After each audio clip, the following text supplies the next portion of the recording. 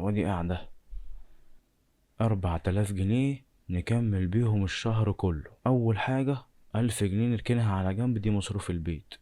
أما تاني حاجة بقى، هو انت بتعمل ايه؟ انت مش عايش يا ابني معانا في البيت ولا ايه؟ بحسب مصاريف البيت عشان نعرف نكمل اخر الشهر. يا ابني الكلام اللي انت بتعمله ده انتهى من زمان. دلوقتي احنا في عصر الذكاء الاصطناعي، يعني ممكن تكسب الجنيه بدون اي مجهود ابدا. ايه يا اخويا بقى الكلام ده؟ بسيطة جدا، هات تليفونك او هات اللاب بتاعك وانا احمل لك تطبيق. كل اللي انت هتعمله هتلعب عليه بس، ومش هتلعب بس، لا هتكسب فلوس كمان. انا نفسي شغال على كده. انت عارف ياد، لو كلامك طلع صح هتبقى حاجة عنب قوي.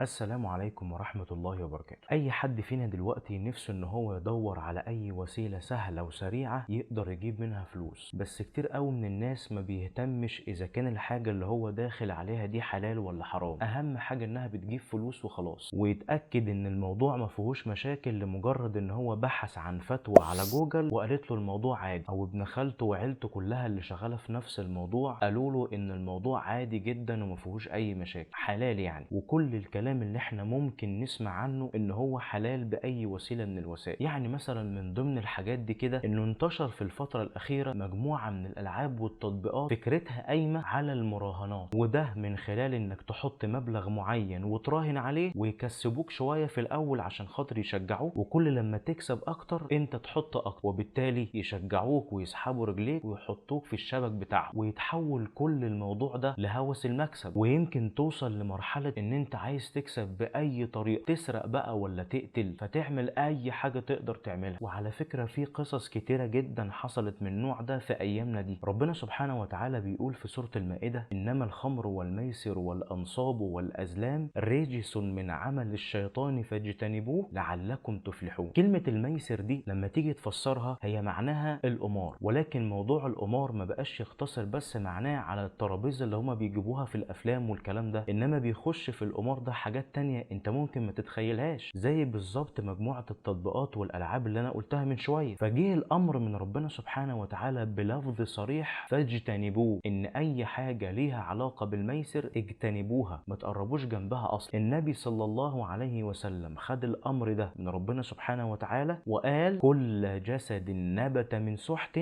فالنار اولى به. انت متخيل ان ربنا سبحانه وتعالى لما جه يذكر بعض اليهود بأسوأ الصفات بتاعتهم قال لهم اكالون للسحت، يعني من ضمن صفاتهم ان هم بياكلوا الحرام عادي جدا ومش فارق معاهم الفلوس دي جايه منين اصلا. زي ما قلت لك، المهم عندهم انها فلوس وخلاص. ويا ريت يا جماعه ان اثر الموضوع ده بيقف على الشخص نفسه بس، انما الموضوع بيمتد للعيله كلها. ربنا عمره ما يبارك له ابدا، لا في صحه ولا في عمر ولا في حياه، لان هو عايش في الحرام وبياكل وبياكل عياله كلهم من الحرام. وكلامي في الفيديو ده مش مقتصر بس على التطبيقات والالعاب، انما هو مقتصر على اي مصدر يجيلك منه الفلوس بطريقة سهلة جدا. ومفيش اكتر من الفلوس اللي بتيجي سهلة جدا في الوقت ده وبتكون هي حرام 100%، سواء بقى كان الموضوع عبارة عن دعوات ومسابقات على التيك توك ملهاش اي فايدة تذكر، او العاب بنحملها وبنلعبها على المواقع، او تداول بالعملات الرقمية والكلام ده. كل الكلام ده كله لازم تعرف ان هو بيندرج تحت حكم الميسر، ولكن بصورة شيك شوية. لازم لما تيجي تاخد جنيه من مكان تفضل تدور اساسه ايه بناء على الحلال والحرام. واحنا يمكن قابلنا ناس كتيرة جدا ربنا مبارك لها في رزقها القليل بسبب انها بتدور على مصدر الدخل ده جاي منين. وعلى النقيض من الموضوع ناس تانية اشترت قصور وعربيات قد كده، ولكن بالرغم من الفلوس والمتاع ده كله هم مش مبسوطين اصلا. فاصبح ان ربنا سبحانه وتعالى مجهز لهم نار في الاخرة، بس قبل النار دي نار هم عايشين فيها في الدنيا. افتكر انك لما تعيش برزق حلال حتى لو كان بسيط ربنا سبحانه وتعالى هيبارك لك فيه، وكل لما تدور على رزق حلال اكتر ربنا يوسع عليك اكتر.